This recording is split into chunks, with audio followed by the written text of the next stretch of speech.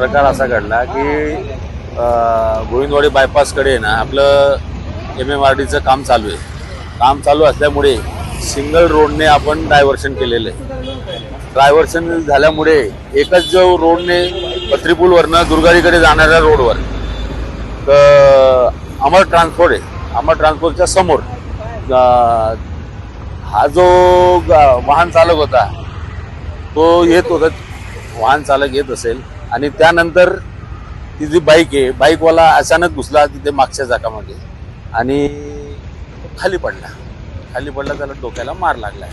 तर मार लागला त्यामुळे त्याला तात्काळ आपण रिक्षा बोलून त्याला रुक्मिणीबाई हॉस्पिटल इथे नेण्यात आलेलं आहे.